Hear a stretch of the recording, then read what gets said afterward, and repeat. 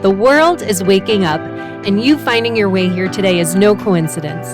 The spirit world always has a way of guiding us where we most need to be at the absolute perfect time. I'm your host, Lindsay Morlock, and you're listening to the Guided Podcast, where we explore how the spirit world works on our behalf to guide us along our paths. This is where you'll learn how to live a life that is both conscious and connected, so you can supercharge your pathway to healing and open to life's magic and miracles. Come along this journey to see how guided you truly are. Hi, everyone. Welcome back to this week's episode of the Guided Podcast, and welcome to the season 4 finale. I cannot believe we are already wrapping this season up, and I am so excited to share this final story with you and share what's up ahead. While I moved 2,500 miles across the country in search of living my most authentic life, only to land in a dry, barren desert, living a life that never truly felt like my own, I thought I was chasing an oasis out there. But what I didn't realize is that the real oasis, the one I was truly aching for, was the one that was already right inside of me. And that's the thing about worthiness. When you finally realize you're at home within yourself, safety and security stop being things that you beg the outside world to give you. You just carry them wherever you go. So this story journey for me is how I found that home. Not somewhere out there, but within me. Because here's the truth. When you realize that home isn't a zip code or a relationship or some sort of sense of arrival, when your belonging no longer hinges on being chosen or approved of, you stop living at the mercy of your circumstances. You stop outsourcing your worth and you start living rooted in yourself. And that's what this season and this final story arc has really been about. So today I'm wrapping up this story and really my entire 3-year journey by sharing what happened in the days following that official rupture I talked about in the last several episodes. This was the moment that I finally left Prescott and set out for this long-awaited 3-week cross-country road trip back to New Jersey for the holidays. And in one regard, I felt victorious because while Prescott never felt like home to me, I felt deeply at home within me. And that in and of itself was a huge shift. To know that I didn't want to stay somewhere, to know I didn't want to be there anymore, and yet could still feel deeply peaceful, clear, aligned, and happy, that was revelatory because it was proof of something that I had spent years working toward, that true happiness isn't about location. It's about inner alignment. It's about building the kind of safety and clarity within yourself that doesn't disappear just because a place or a relationship doesn't work out. And that felt like the holy grail for me, to be somewhere that wasn't right and still feel right within myself. It was evidence of how far I had come, and still, there was grief. As I loaded the car and pulled out of that driveway, I could feel it. I was carrying the ache of disillusionment. I had just walked away from someone I had once revered, someone I once had trusted. And while I've already shared that rupture in past episodes, this part of the story, the departure, carried its own kind of emotional weight. Because now I wasn't just leaving Prescott, I was leaving the version of me that stayed there. I was heading into a 7.5 to 8 hour drive to Santa Fe, this first leg of a cross-country road trip that I had dreamed about for years. And even in the midst of all of the heartache, I was excited. I hadn't been back to New Jersey in over 2 years, let alone for a holiday. I was finally going to see my family, and this time I was bringing my dog Hopi with me, and it felt surreal. My family had never met her, and she had become my everything. And so it felt strange and honestly a little sad to me that this little being who meant so much to me wasn't yet known by the people who loved me. I was ready for that to change. So yes, there was excitement, but also the heavy emotional layers of everything I was leaving behind. The grief of a dream that never fully took root. The ache of a relationship that completely unraveled. and the fog of trying to honor myself while still honoring the depth of care I had carried for someone else. So the drive, and really the entire journey across the country, became its own kind of ceremony. It was a ritual of release, a moving meditation on letting go. Some days that meant crying openly behind the wheel without needing a reason beyond the truth that it still hurt. I'd feel the tears rolling down my face and imagine the wind through the window carrying my emotions away, blowing them behind me, the grief, the disappointment, the gap between what I thought Arizona would be and what it actually turned out to be. With every state line I crossed, I felt lighter and lighter. That long stretch of highway became an altar for my becoming. The car was a container for integration, and each stop along my journey was a portal. And this first portal was Santa Fe. I had always dreamed of going to Santa Fe. It was a bucket list destination for me. But I didn't go in with an itinerary. Aside from booking an Airbnb, I really had no concrete plans at all. And that was partly because I wasn't sure how Hopi would handle the transitions and new environments. And I needed to get a feel for things to tune in to how she was doing before committing to anything more formal. So when we arrived in Santa Fe and at the Airbnb, it was absolute perfection. It was this little Georgia O'Keeffe dreamscape. Imagine soft pink and neutral colors, ram skulls, and that warm desert texture and tone that felt like it had been painted straight from her brush. I love Georgia O'Keeffe, her spirit, her art, her defiance, her independence. So landing in a space that felt like her, felt inspiring and resonant, it also felt like me, the person I was in the process of becoming, and it was such a gift. It let me breathe. It held me. And there was an enclosed backyard for Hopi, a full kitchen. We were within walking distance of the rail yard. And so my nervous system was both excited but settled all at once. Back in Prescott, my routines had started to feel like ruts, predictable, uninspired, suffocating on some level. But on the road with Hopi by my side, those same routines are actually what anchored us. They served us. Her feeding schedule, her morning walks, they got us out exploring. They nudged me into the new. I don't know if I would have wandered through neighborhoods and side streets in quite the same way if it weren't for having her with me.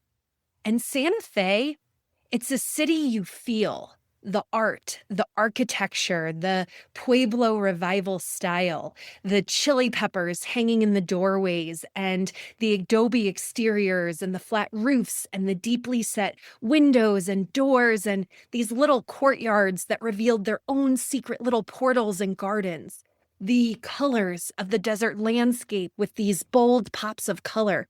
I was just so inspired by the beauty of all of it. And I needed that inspiration. I needed to be surrounded by something that fed my spirit after feeling drained for so long. And then, as I was exploring, I started to notice the synchronicities. Spirit leaving these little signs like breadcrumbs, a beer garden with this huge mural that said, "As above, so below." A train engine that was painted in another massive mural with a dragon. There were these little miracles from the divine nudging me back to myself. The homemade sage wands at the farmer's market that were packed full of these fresh and beautiful and bold flowers. We also started to explore outside of the city. We took beautiful hikes on quiet trails, and all of it was paced by our own rhythm. But truthfully, another lesson was also brewing in Santa Fe, one around codependence. Before we left Prescott, Hopi had been going to training school 4 days a week and working privately with a trainer. I invested in this because I wanted her to feel as safe as possible in the world, especially knowing that this road trip was coming. And it worked. She blossomed. She became more socialized, more confident, even more adaptable. And still, I was anxious because I wasn't quite sure how'd she do being left alone in a place that wasn't familiar to her. I didn't know if I would be able to step away and have my own experience, even for an hour, without overwhelming her. I really wanted to go to the Georgia O'Keeffe Museum, and it takes about an hour to walk through, but I was nervous. Was Hopi going to be okay? Was she going to panic? So, of course, being the good little millennial that I am, I bought a nanny cam, a little furbo that connected to my phone that I could both see her and hear her and talk to her if I needed. And before the potential museum visit, I started testing it out, leaving her alone for just a few minutes at a time, gradually increasing the length.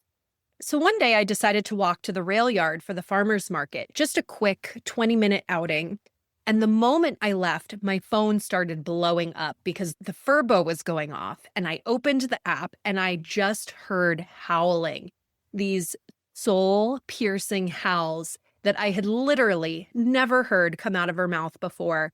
And my heart just ached. But I kept going while checking my phone incessantly, making sure that she was okay. And I could see that she was, even if she was howling. I walked to the market, I came back, and slowly, over the next few days, we entered a new rhythm. I learned how to leave the home in a new way, in a way that allowed Hopi to feel safer. I started to leave her for longer stretches at a time. And eventually, I made it to the museum. She was safe, she had adjusted, and in that, I was able to honor both of us.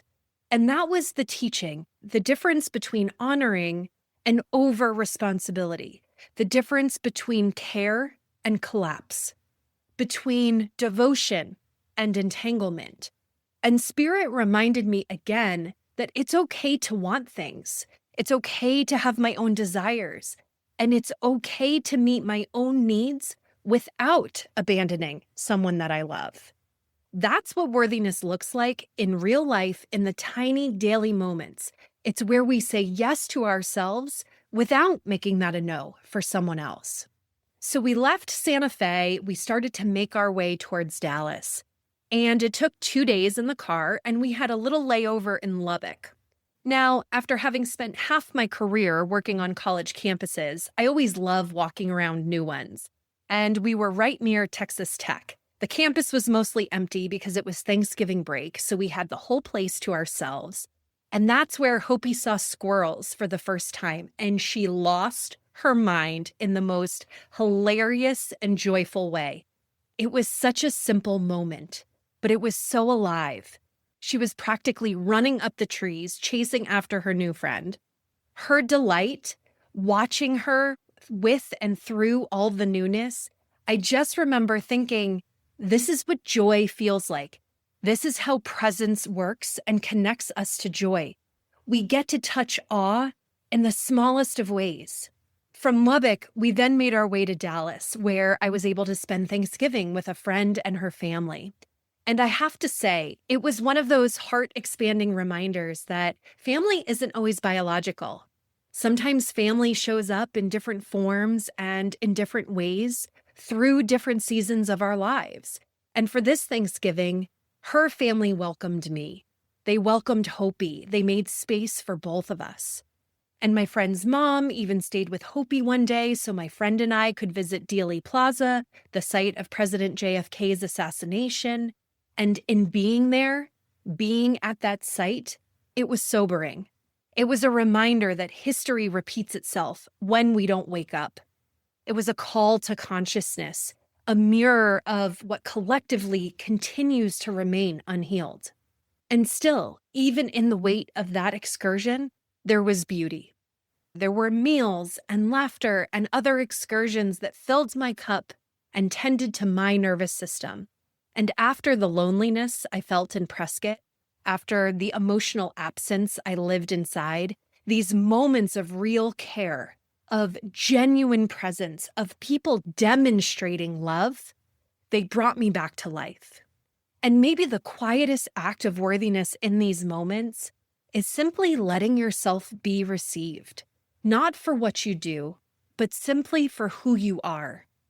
Every single stop on that trip reminded me what I longed for and what I deserved: belonging, softness, support, freedom, Spirit was rebuilding me one town at a time. From Dallas, we made our way to Waco, where I'd have a couple of days to settle in before my friend would eventually meet me there. When I arrived in Waco, it was right after Thanksgiving. And for me, Waco had been a little bit of this bucket list item because, like any good HGTV fan, I wanted the full Magnolia, Silos, and Chip and JoJo experience. So I reserved an Airbnb that was within walking distance from the Silos, and I was excited because it felt like it was going to be this sweet, cozy healing stop on my trip. And to set myself up well, I arrived early, a few days before my friend was scheduled to meet me. And I did that so I could get Hopi acclimated. My intention was to make sure that she felt safe and settled in case I needed to leave her for an hour or two during our stay. But the moment we walked into the house, Hopi ran right into the bathroom and peed on the floor. And that was not normal. She hadn't done that anywhere else on our trip. So it was this first whisper of a message. But still, I unpacked. I tried to settle in. I took Hopi for a walk and immediately passed a man who began catcalling me. That is always a visceral no experience for me. My body stiffens, I feel the spike of cortisol, and I instantly become hyper aware of my surroundings. So my nervous system clicked into this low-grade fight or flight hum. I didn't feel unsafe exactly, but I didn't feel totally safe either. And that in-between can be even more disorienting. Eventually, I made my way to the Silos, and thankfully, all the shops were dog-friendly, which was such a gift because it meant I didn't have to leave Hopi alone, and I loved that. But that night, sleep was nearly impossible. Trains were barreling through town, blaring their horns at 2 a.m., and I just kept waking up with this heavy, uncomfortable feeling in my body. I didn't want to be there. I didn't feel rested. I didn't feel free to walk outside without scanning my surroundings. I didn't feel at ease in my body. This wasn't paranoia. This was wisdom. This was my body telling me the truth before my mind could rationalize it. So this wasn't judgment. It was discernment, the kind that comes from listening to your nervous system, not your fear. That's what worthiness sounds like in practice, choosing what aligns without making anything wrong. So I sat with it. I brought it to spirit and I asked, what am I meant to see here? What do I need to learn here? And the answer was this: from a place of self-worth, you get to choose your comfort. You get to choose your safety. I didn't have to push through just because I had prepaid for the accommodations. I didn't have to override my knowing for the sake of logic or sunk costs. And I didn't need to justify that choice to anyone, especially to myself.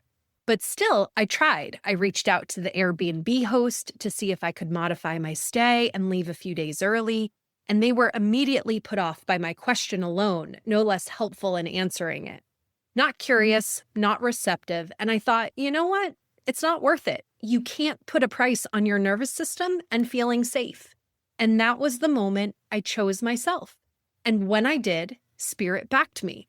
Even though the property manager was resistant, Airbnb actually refunded me the remaining balance, honoring their own cancellation policies when the host would not honor their own. I didn't even have to fight for it. It just happened. That, to me, was divine confirmation. When you choose your safety, when you move in alignment with truth, the universe will meet you there. And it wasn't just the refund that worked in my favor. My friend still came to Waco. We still got to have our very magical silo experience. And then I left Waco earlier than planned. And because I left Waco early, I drove into Arkansas a day ahead of schedule through 8 hours of torrential downpours. But actually, had I stayed in Waco as planned, I would have spent 3 days driving through that same storm. Because I listened to spirit and got on the road early, I got ahead of the storm. And if this road trip has taught me anything, it's that I can drive for hours in sunshine, no problem. But the minute you add in rain, I'm no longer interested. So what I learned deeply, somatically, spiritually was self-worth means listening to your body. It means letting your nervous system be enough of a reason. It means trusting your knowing over your scheduled plans, allowing yourself to move with your soul's rhythm, not what you've set in stone. In being flexible and allowing myself to be guided by my no in Waco completely opened me up to better yeses moving forward. That one decision changed everything.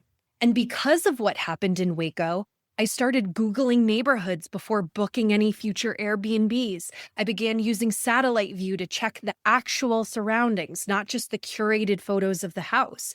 Because let's be real, you can book the nicest house on the block, but if the neighborhood feels off and you're too uncomfortable to go outside, it doesn't matter how beautiful the interior is.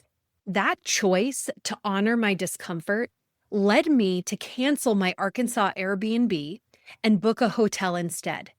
And it ended up being perfect. It was safe, it was comfortable, it was quiet. It was a place that I felt like I could unwind and work.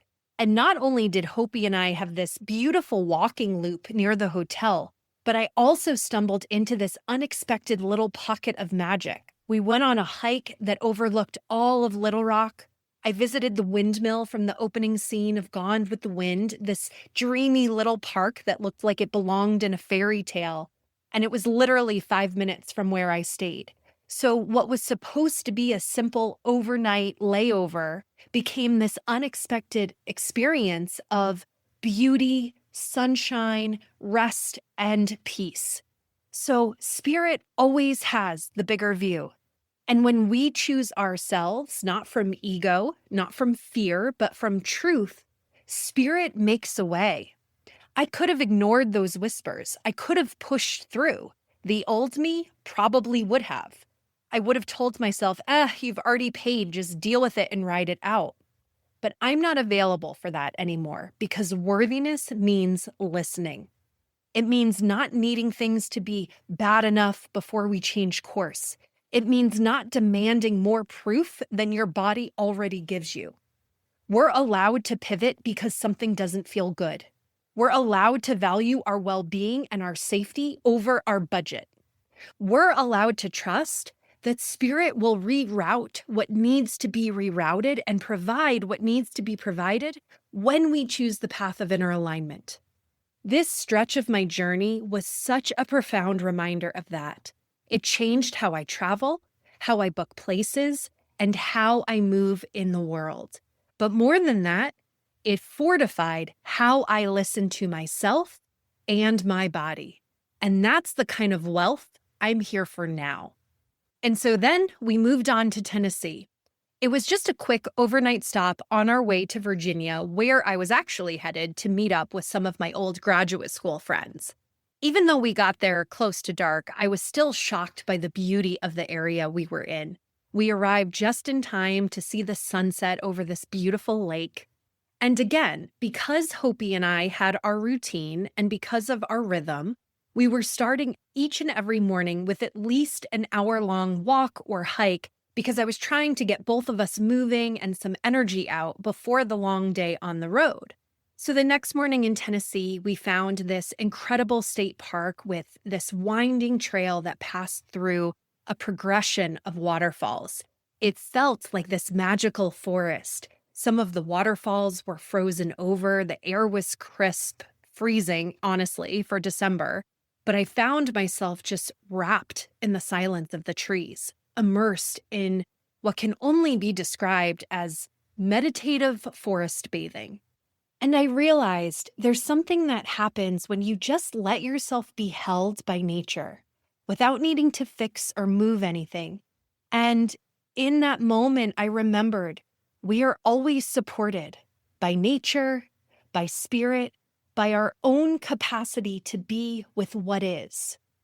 I'm learning that safety isn't always something we do or create. It's something that we allow. And that morning, walking through the forest with my Hopi girl, I just let myself be and be held.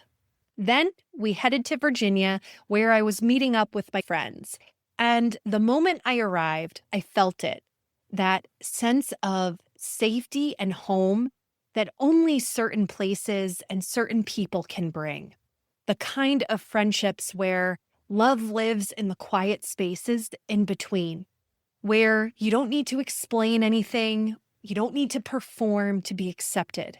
I have such deep love for these two people, and even though we don't talk all the time, when we do connect, I can just be my full self. Messy, authentic, open, and be met with laughter and ease and acceptance and love.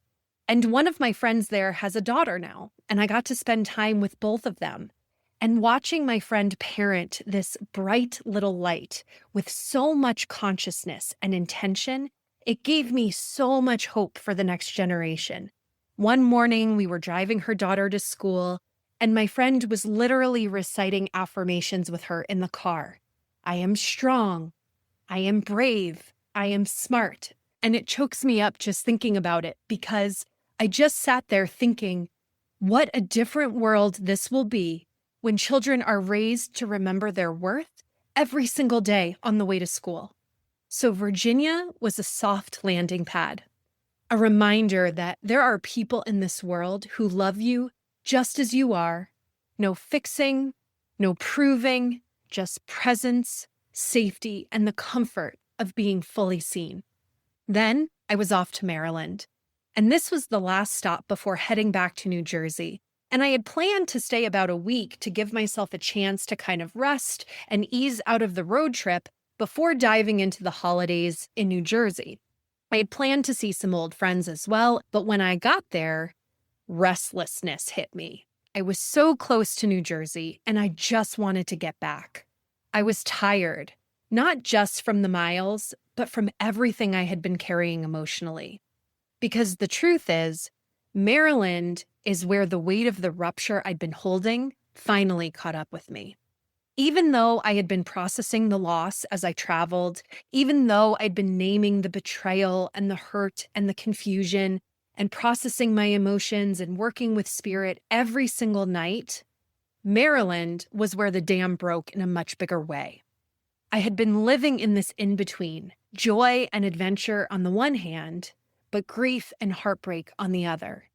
And in Maryland, it all rose to the surface. And I just let it. I gave myself full permission to cry, to rest, to feel, to let my body hold it all without trying to override it with movement or momentum. I canceled the majority of the plans I had while I was there. And in doing so, I remembered something essential. From a place of worthiness, our emotional needs are not inconvenient. They require our witnessing. They require space and presence. And even in the middle of momentum, even in the middle of this trip, in the middle of the magic, these emotions still matter. Transitions have a way of stirring up grief, even when we don't expect it, especially when we don't expect it. And if I've learned anything these past 3 years, it's that grief is often the universal emotion that surfaces during big life shifts. It's the one I actually didn't give enough space to when I first got to Sedona, and I think that's part of what disconnected me from myself back then. Because now I can see so clearly, if we don't give our grief room, it doesn't just go away. It goes inward. It gets suppressed. It silences our voice. It hardens our hearts. It ungrounds us from our own truth, and it shuts us down, and it deeply disconnects us from our true selves. Looking back now, I realize I was grieving the entire time I lived in Arizona. I was grieving my own ego death, even if that sounds strange. I was grieving the identities I had outgrown. I was grieving the woman I could no longer be, so I could become who I am now. And that kind of grief, it not only needs space, it deserves it. Because when we honor it, we return to ourselves. What I've learned is that rest isn't something we earn after falling apart. It's a rhythm we're worthy of right in the middle of the becoming. Eventually, I left Maryland early. I called my sister and I said, "Hey, I know you're not quite ready for me, but can I come anyway?" And she said, "Yes, we will make it work." So I went, and it felt like I couldn't get there fast enough. It had been 2 years since I had been back in New Jersey, And when I landed at my sister's, my whole body just stopped bracing. I didn't even realize it was bracing until I had arrived. I slept so deeply that first night, and something in me just finally let go. And over the next few weeks, I noticed something had shifted. I wasn't playing the same role in my family that I had always played. I wasn't carrying the same codependent patterns. And even though New Jersey was once a place that I couldn't wait to escape, I saw it with new eyes. Eyes now softened by loss and shaped by growth. I had lived with so little during this journey, just me and Hopi and a few essentials, and yet I felt more at home than I ever had. And perhaps it's simply because true belonging doesn't ask you to shrink back into who you were. It meets you where you've grown and says, welcome. Because the truth is, I had felt at home the whole time through this leg of the journey. From the moment I left Prescott, through every single stop on the road, I carried home within me. I didn't need my own house. I didn't need my stuff. I just needed me. I needed my spiritual tools, my practices, my wisdom, and I needed my Hopi girl. That was enough. That is the worthiness win of this entire 3-year journey.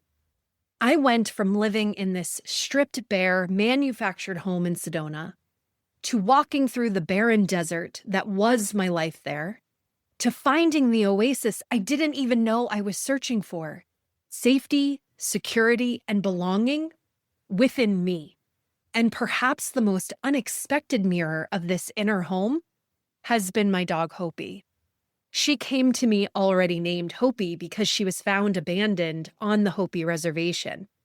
And I kept her name not just because it felt like hers, but because of what it meant. Hopi translates to the right way of life. And when she came into my life, that is exactly what I was trying to heal. It was exactly what I was trying to find. I was trying to remember the right way of living for me.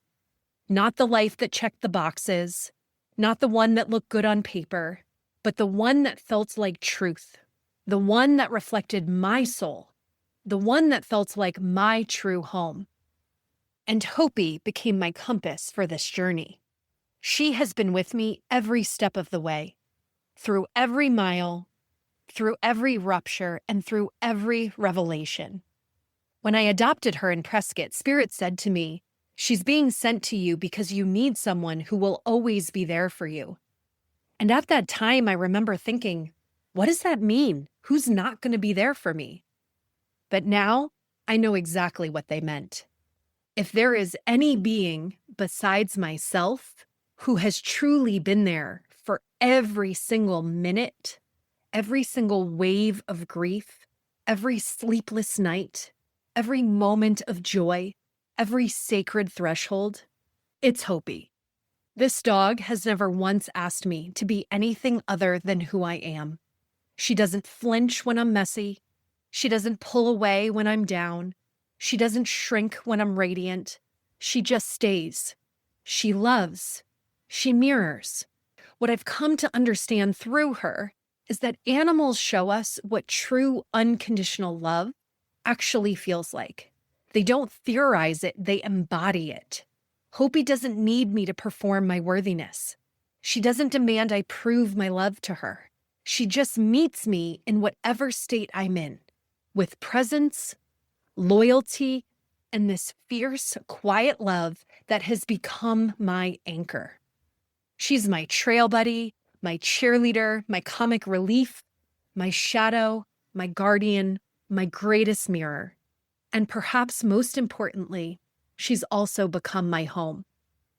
And in that way, she's shown me the very thing I've been reclaiming all along, the feeling of being loved for nothing more than existing, for breathing, for being.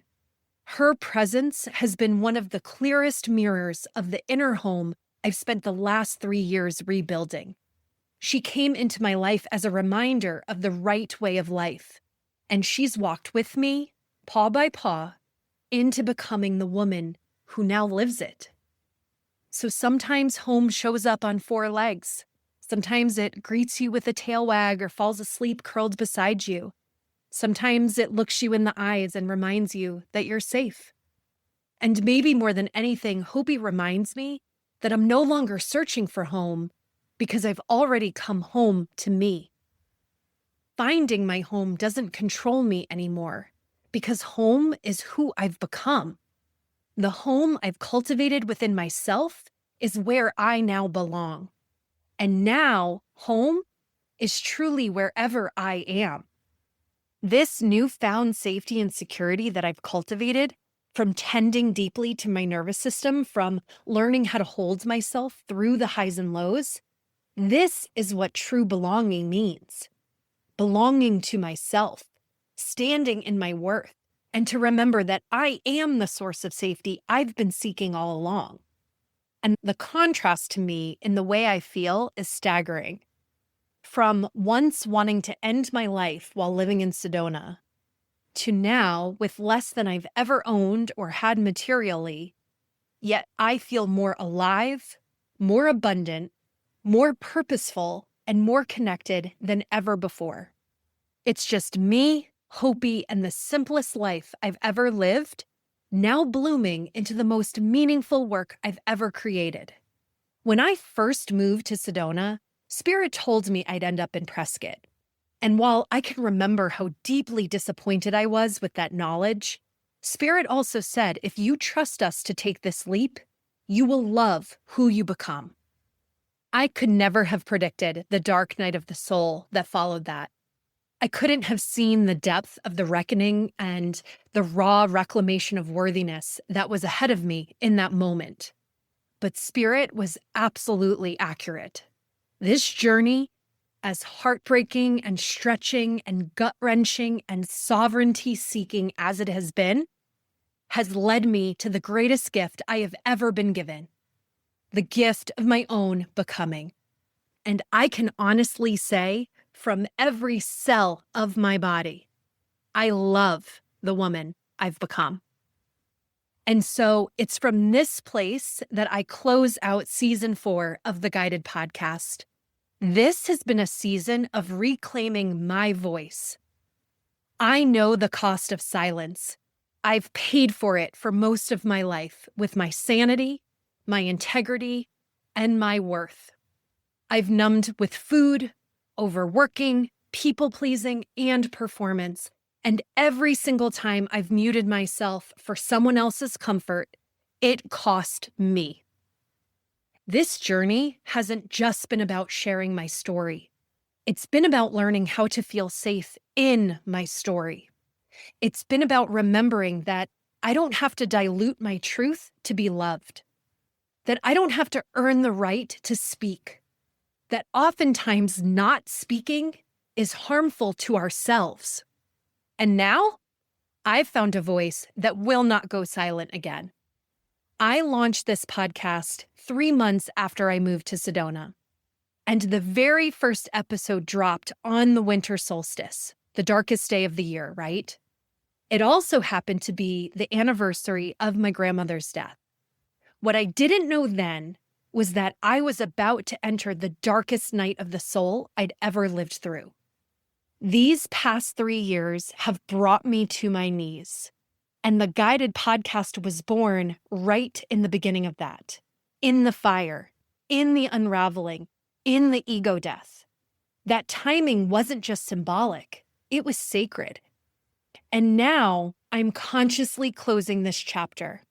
I'm officially bringing the Guided Podcast to a close. Now, let me be clear, I'm not going anywhere. I'm still absolutely podcasting.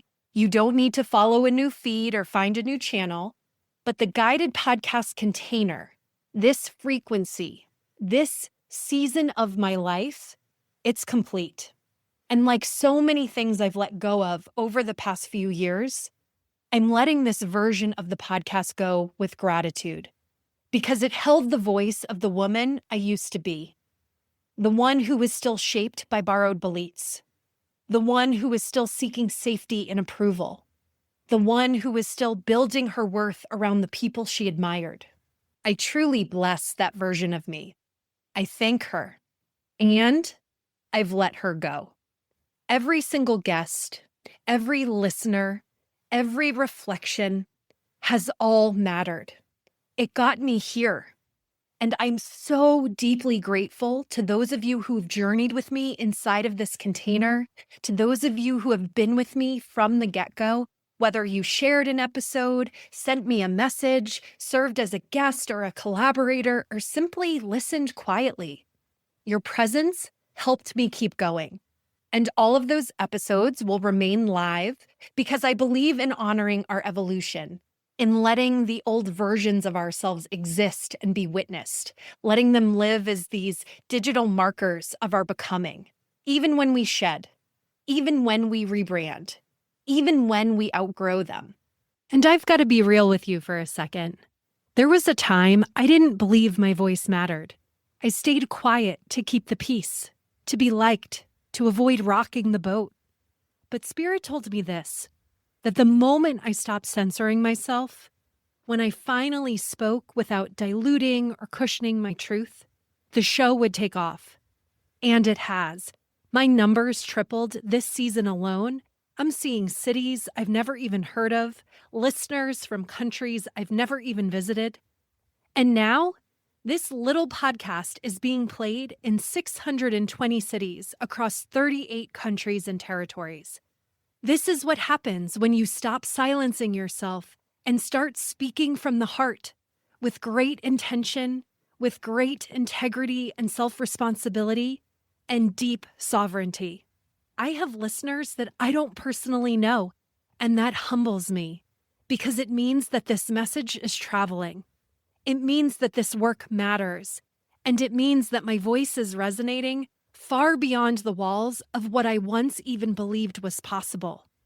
And maybe that's the greatest miracle of all, that for someone who once shattered herself to earn love and approval and validation, now gets to speak in a way that helps others remember their own worth. But the truth is, this podcast still reflects a version of me that no longer exists. The version of me who still needed and wanted permission to take up space. The version who shaped herself around the rules of codependent dynamics, who shrank to stay connected, who carried the weight of old stories that weren't hers to hold. And if you've been listening to this season, then you know exactly which chapter I'm closing. And so on September 29th, I'm starting a brand new chapter. This is the rebirth when I'll be launching my rebranded podcast. Same space, same channel, but an entirely different embodiment. One that doesn't flinch, doesn't apologize, doesn't shrink to make anyone else more comfortable. I've just been waiting on a few final legal pieces to fall into place. And now that my lawyer's given the green light, I'm taking the next few weeks to rest, recalibrate, and pour everything I've got into the relaunch.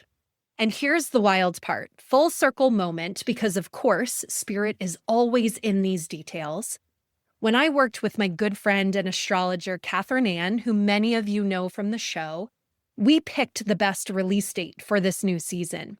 And the date we landed on was September 29th. And not surprisingly, that is my grandmother's birthday.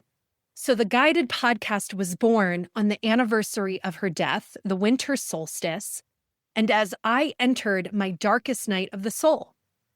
And now this podcast is being reborn as a whole new me on the day of her birth.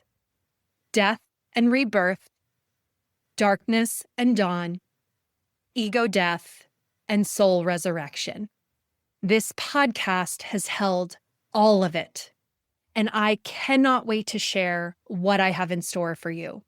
But before I go, I want to circle back to the very first episode of season 4 called The House That Shame Built.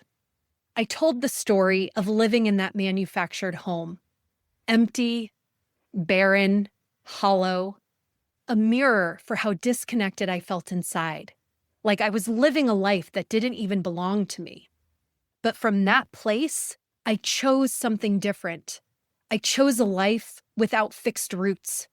Just me, my physical body, my dog, and the home we've built within. Because home isn't four walls. It's not a location.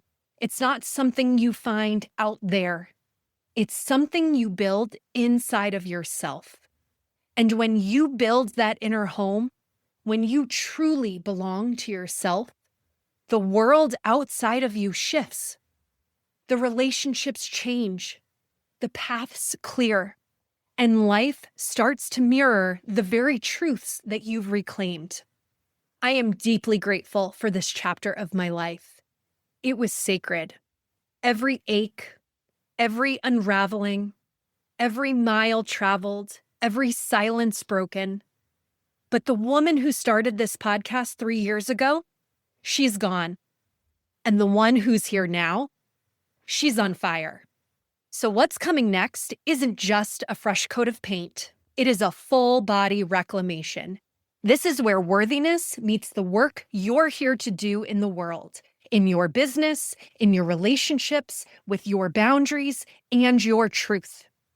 This is the voice I was always meant to carry. And so with reverence, I officially close this chapter. The Guided Podcast was born from a woman who was still finding her voice. But the woman speaking to you now doesn't just have it. She owns it. She leads herself.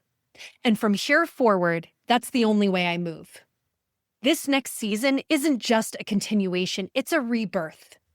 New name, new frequency, and a whole new era. One that meets me where I am now and meets you exactly where you're ready to go. So here's to the fire, here's to the truth, and here's to the places we will go when we stop abandoning ourselves. I'll see you on September 29th. Bye for now. Thank you so much for listening to the Guided Podcast. If you enjoyed this episode, I would be so grateful if you would share it with a friend or even leave me a review so we can ensure that it makes its way into the ears of listeners who need to hear these messages most. Until next time, may you remember how guided you truly are.